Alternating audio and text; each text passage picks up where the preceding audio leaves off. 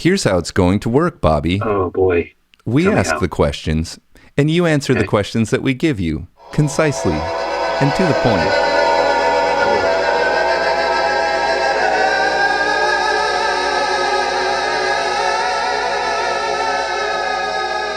Question one. Well, everybody, welcome to another wonderful Unthink Me show. I'll be Adam today for your convenience. I'll remain James, You also remain. for my own convenience. Last week we were talking about the chakras. Chakras are kind of global universal system, but the one we know is often derived from Indian practices, yoga. Eastern Indian, yes. And the approach is to perceive your mental reality in terms of how it relates to your body. So it's a somatic approach. A lot of yoga is concerned with somatics, bridging the connection between the body to the mind to spirit.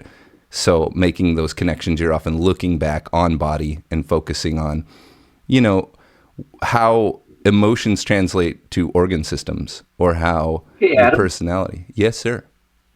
before we get too far away, you explain somatics. Yoga Somatics. is a somatic thing. What are we talking about here? So somatics is like the field of relating the emotions to the body, I would say pretty much. For example, like how your body can store trauma if it's not properly processed, and how one thing you'll learn early in meditation, it's there's this kind of insight moment that everyone has in terms of somatics and their relationship to their body. You realize that all the time you're awake, there's some part of your face that you're clenching. And it's kind of like the way you keep the glove on is by keeping your fingers squished together a little bit. So when you completely relax, completely no tension, and it's funny to watch like introductory tutorials on meditation because you'll see them like, okay, here I'm meditating. And they're like, you can like see the muscular contraction around their eyes. And it's really interesting. The musculature of the eyes are a sort of a gateway. And that's why they conceptualize that third eye chakra. There's a total relaxation. As you go into personality, your personality is not just mental, it's also physical. So it squishes you. For one example, when I was younger, I was afraid that people would perceive me as being overweight. I was chubby, for an American boy. And I was worried that people would like me less if I was overweight. So I actually always had my shoulders hunched forward and my pelvis kind of like, tucked in so that I could minimize the size of my stomach. Also, taking deep breaths puffs your stomach out. So as a result of my fear, my Amber Meme fear of social judgment, I breathe. My breathing was bad. I didn't get enough oxygen to my brain because I didn't take shallow breaths, and bad physical posture, slumped, bad spinal. And so as I start learning yoga and I start learning like how to correctly start placing things, it's like, oh, this isn't normal or natural to me at all. As you get older, you wear your body in a way that's not really what your body wants to do, but it's what your emotions want to do. So you carry that. People who are more mental kind of have their heads cocked forward. People who are more physical will usually have their body cocked forward and their head kind of tucked in. The one I think I notice the most and check people on, even like strangers, is this one. Like the wall, come at me. Like put that away. Guardedness. I'm not going to attack you in any way. They said put that away, and they're like, "It's this guy." At ease, soldier. Yeah, don't worry about it. I'm not. We're both people here. You don't need to block like that. Lobsters. Can do. Should be able to. But understanding that if you are not aware of that and you're always through ego clenching your body, as you get older, your skeleton's going to get all messed up and your cartilage is going to get all messed up. And so that's what you do a lot in your as children. I looked it up because I did notice you stood like this. Oh yeah. But your cousin did as well, and you were very different body types. And so I looked it up, unbeknownst to you. I never brought it up to you until now. And there are people that stand kind of like this, and people that stand kind of like this. And the explanation the very rudimentary internet gave me at the time was overdevelopment and underdevelopment of musculature. So people who stand like this, like do a lot of pushing things, and so their pectorals and everything up in here is tight, and their backs are slightly more weak. And I just thought that was the answer. I didn't realize that it was your self doubt and image that was making you do that, because your cousin was it probably still is always smaller than you physically, little stronger maybe. Yeah, but right. He's got that like kind never of had carried extra weight. barrel body thing. Yeah, I see what you mean. Yeah, I didn't get that at first, but yeah, he's got that too. So yeah, so this again is a quadrants thing. Like the somatic approach is very much looking at how your mental functioning creates bodily pathologies, and the more the Western scientific approach is going to be in the right hand quadrants, and it's going to be looking at the other thing, how your the work that you do, the way that you use your body, whether you lift weights and stuff like that, how that then feeds into your mentality. So you can go either way. They're both causative towards one another. I think that just we don't really focus on the. We do more and more, but we don't focus so much on the way that your mind creates physical pathology, and that's one of the things that chakras help a lot with, growing up and also cleaning up. So that was looking at chakras are a much more bodily somatic approach to this sort of thing. It can be seen developmentally, but it's largely how you conceptualize your body and how you live and inhabit your body and how you express your body. And hopefully creating that centaur, the connected mind-body creature where you're both a mind and a body and you don't necessarily identify yourself with one or the other more. This is sort of that green into teal zone where we're calling ourselves centauric, because the mind-body is becoming more integrated. And so somatics are a big part of integrating. Another great example of that I'm not sure whether I've brought up is I've been a performing musician, and in particular singer, for decades. And especially if I'm singing for like a small group of people that I already know, and I'm doing material that I came up with, I will get this clenching and like inability to breathe. I experience it in my gut, solar plexus, right? So it is that chakra, right, relating to interpersonal power dynamics pretty much.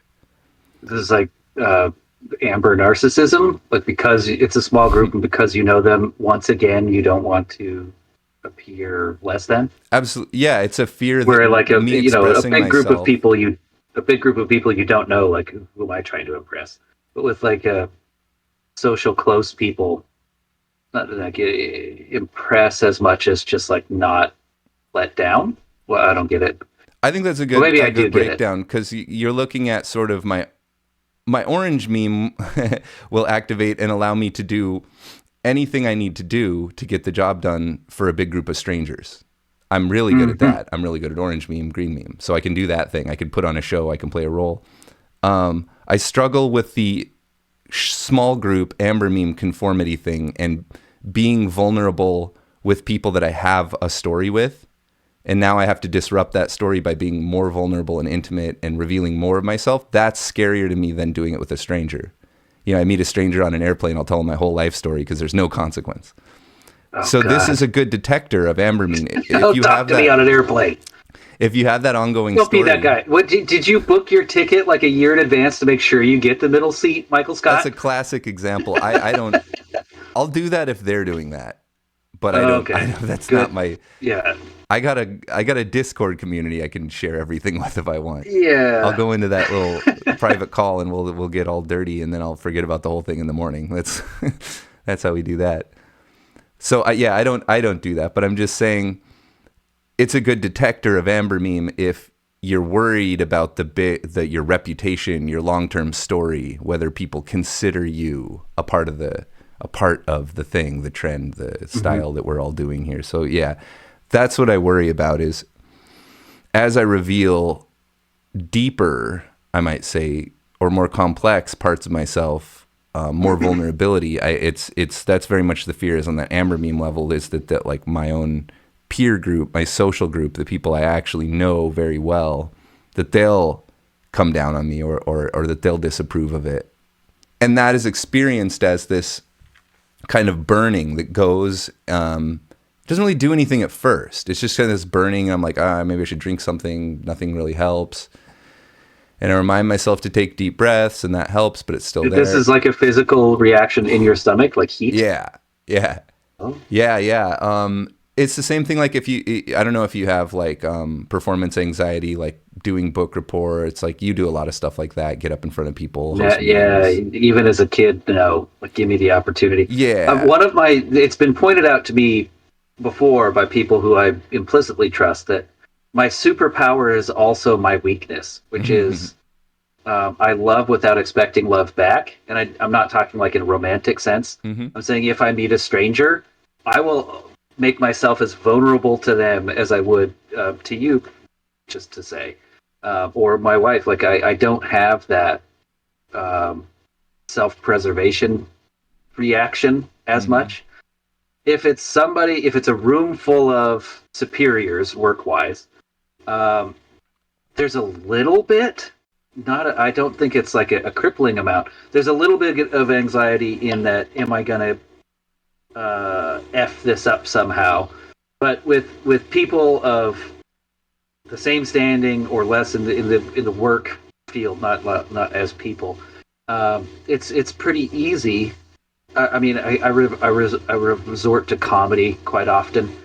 That exacerbates the problem almost, because I'll be doing something and I mess up a little bit, and then I own it in front of everyone, and then that kind of becomes the hitch, the gimmick is owning when I mess up, and then laugh, and so it's never been negative for owning up or for effing up, but I do recognize that heat in the stomach when you like blush or your cheeks get flushed, your stomach lining is doing the same. During the performance, it's just kind of an irritant. But afterwards, once you break the ice, it gets yeah, right. It's sort of built up, and it's almost like an acid is built up, and now it's actually damaging me. So it actually feels like an ulcer. So it can like actually hurt, and I have to like lay down, and it's made me vomit. You have like post anxiety. I think once you're done, that's when like it physically takes toll. Yeah, I think it's because because you've been setting it aside. You didn't deal with it. You've just been bottling it in. I guess. I think I'm dealing with it physically, but not mentally. I think I've got the physical part down, like the correcting actions too. Because what I notice is it definitely is tightness down there. And so I have to take deeper breaths, and I have to like create more physical space down there for myself to breathe.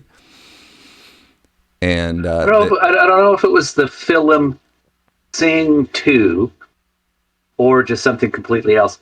But some celebrity performing artist said that nerves, like pre-performance nerves, that tells you that this is a moment that you could be great. Like that. Like you wouldn't be nervous if like there was nothing writing on it. Yeah, and if nothing else, you know that it's a personal challenge. It's something that you can improve at. Like anything that's making you nervous, it'll over time make you less nervous.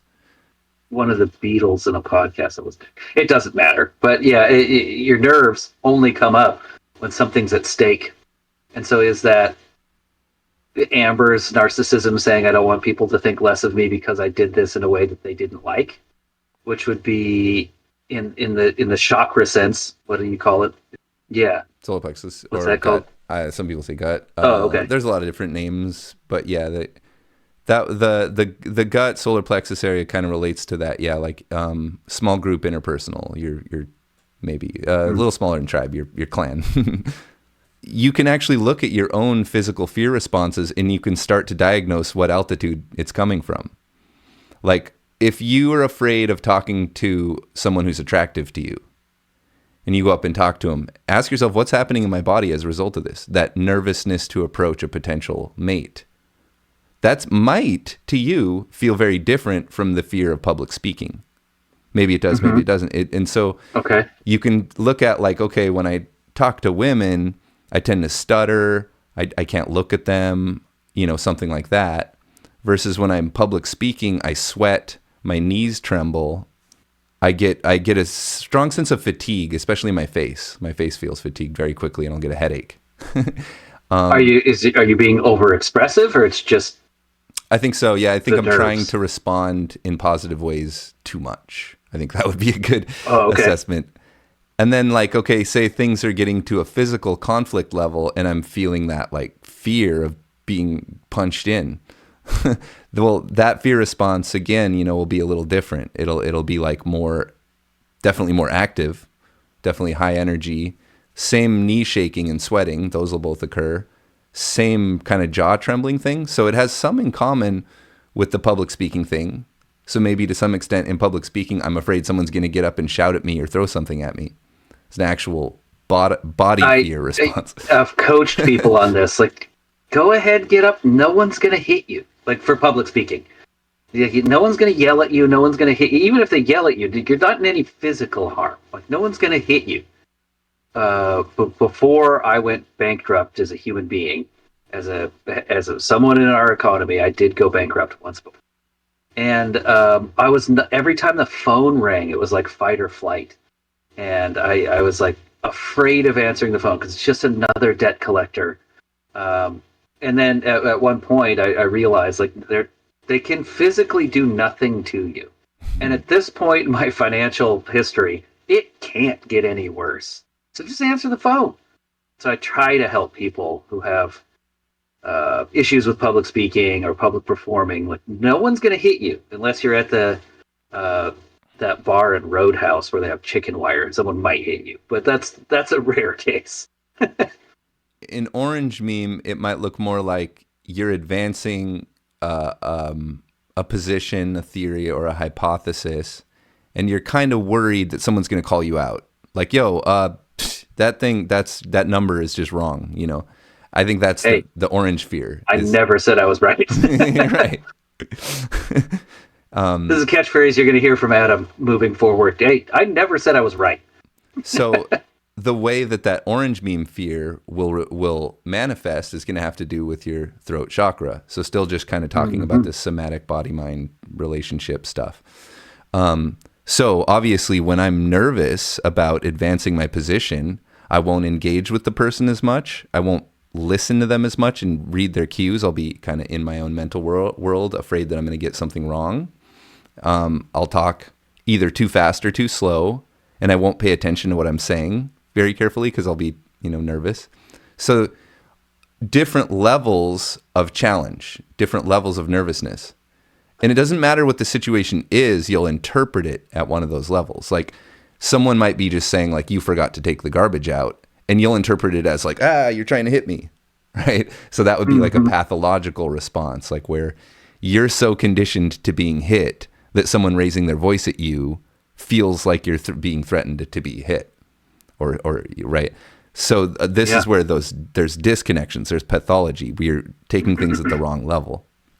So that's to sort of introduce that concept and to say, now we want to look at the altitudes, which are slightly different color names, but spiral dynamics, vertical levels of cognitive growth more. You can see it as chakras. You can see it as that line of development, or the cognitive line, or the worldview's line. All of them go through these altitudes. So when we're looking at the altitude, it's not just a physical, but it's a total self approach. So what we're going to try and do is we're going to try and go through the altitudes and to find those senses ideologically, emotionally, bodily, and perhaps spiritually on each of those levels, so we can identify some of the properties of an altitude. We can identify some of how I'm expressing an altitude right now, or how I'm experiencing an altitude right now. And then we'll expand that discussion into the interrelationships and how you regress, or how pathologies can develop in terms of the relationship between stages occurring within you. So it's like a multi-stage process. We look at chakras to get a sense of this sort of system, then altitudes to apply it to the system that we use, then actually using that system in terms of like pretty pragmatic, actionable things. Like you can look at the way that you approach problem solving in an interpersonal setting, let's say, and you can go, okay, I see that I regressed to Amber Meme in this case. Can I stay up a stage higher? why did I regress to that stage? What was the nature of the challenge? What altitude did the challenge come from? And so you can kind of create like a workflow design to understanding how conflicts result in regression and how they could be mediated by maintaining higher levels and noticing, bringing awareness to patterns of regression. I want to insert two things here. Ooh, I like one, that. I do like something that I'm just kind of putting together for myself right now is when we're talking about chakras, if we're talking about one in particular, all the other ones are like, don't act like we're not all here at the same time. I think that's something that you've brought up before, where integral and altitudes, it's a misconception or just overlooked that once you're at a level or tier or meme or a specific bend in the helix, that like nothing else is going on. They're all always there. We can tap into higher ones or we can regress into lower ones, whatever, but they're all always there, just like chakras. Don't act like the other ones aren't going on. And then the other thing I wanted to say is before we started recording, Adam and I were talking, and meeting someone at their tier or level or altitude or whatever sometimes will be necessary to not escalate the situation. Yeah. I think. You do want to keep your wits about you and take the high road, right, as we often say. But sometimes, it's not argumentative, and sometimes that can escalate the issue. So we're not trying to weaponize this view on different tiers, levels, memes, whatever you want to call it. I don't want anyone to ever think, you can think, but I don't want you to. That this is some sort of way to become better at arguing, to become better at winning arguments. That's not what I'm trying to talk about. If you're Orange Meme, you can use it that way. I mean, but yeah, we're not encouraging that. Yeah, we're not trying to weaponize this, saying, if you're teal and you're in an argument with red, here's how you win. Like, no. Red will weaponize, orange will make it into a technology, right? I mean, and amber will make it into a slogan for everyone to rally. I mean, everyone's going to use it for their crass purposes. Like we can't, but yeah, right. We're recommending the teal usage, which is to include and transcend. Just understand, comprehend, to take this objectify, escalated thing and land it safely rather than shoot it out of the sky. If that makes sense. Okay, so your first point, I think, is intuiting the really important place where this discussion really needs to go, where what we need to see in this model, because we get to teal and we get excited because we see these meta paradigms, we see these in existence, we get excited. But there's a lot of confusion there. We still haven't really sussed it out. So a big part of turquoise and a big part of the way you develop in this understanding is each altitude reorders the altitudes beneath it. It changes the way that they express. That's why we're trying, that's why the teal mission is to get those higher levels activated, because they reorder the structure of the lower ones. Show up. We could go real deep into that, but we'll take it as a given here. Unless we'll touch on it today. Yeah. Right. So but the most basic example that's really necessary is to understand, like, green meme is dominant in our culture, sensitivity, multicultural pluralism, that sort of thing. Existential, postmodernist, right? That whole kind of conglomerate is sort of culturally dominant. And so one level lower, you have orange meme is going to express green meme, but in the interest of commercializing, in the interest of accomplishment and personal achievement and individuality, in terms of orange goals. Yeah. So they're saying orange meme, but they're selling orange meme. Orange meme is selling green meme, is commercializing green meme. You can think of some really big popular examples that have happened recently. I'm not going to mention them because I like having a YouTube channel. So green meme reorders amber meme as well. This is the thing you really have to get, is anyone who's sensitive in a way that's almost bigoted, weirdly, in a way that's membership, absolutistic, dogmatic. If you're doing Save the Dolphins in that way, you're doing it. Amber meme is just taking the slogans and the doctrines as they see it, the absolute rules of reality from sensitivity and multicultural pluralism. But they're doing it Amber Meme style. So if you're not reasonable and rational, you're pre-orange. There's no way around that. But anyone at any meme can dress up like or pretend to be any other meme. They won't understand what they're doing, but you can pretend to be mimic a violet sage. And it's like, I'll ask you, why are you doing that? Because I'm awesome. Okay, well, you're red meme. You're doing it for red meme purposes. It's not a violet motive that you have. So at least that line of development is not quite up there. All right, this is just a question. Could you fake it till you make it? That's an interesting... Yes, I actually think yes. I think that the more you attempt to pretend to be a higher meme, the more it'll sort of osmosis into you because you are becoming familiar with that terrain. But you're clearly misinterpreting it, though, too. So that's a dangerous at first, position. Right? Yeah. But you're getting as you mimic, you're getting practice.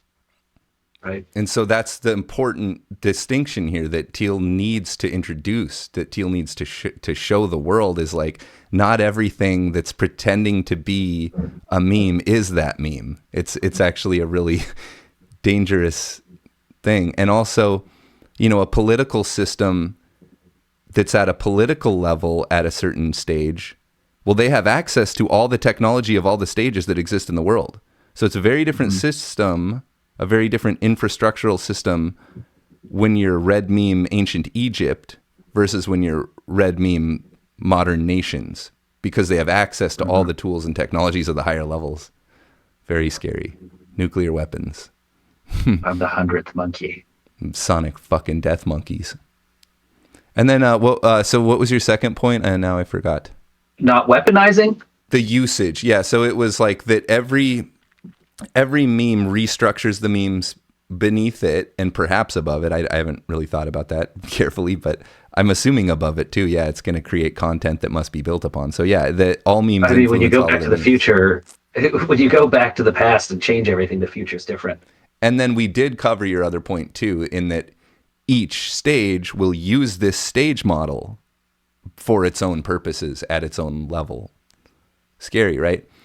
And I think about that a lot, and people in our community are like, could this be dangerous? Like giving this technology to everyone.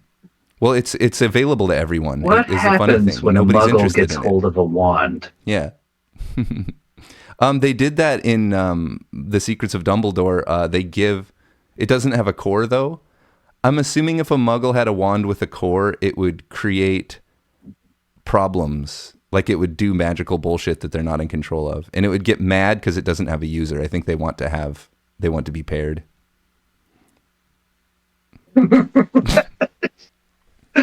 Okay. Integral Harry Potter comes soon. It becomes a gun. We now have, I think there's more material for Integral Harry Potter than there is for Integral Five Nights at Freddy's. So that's got to happen.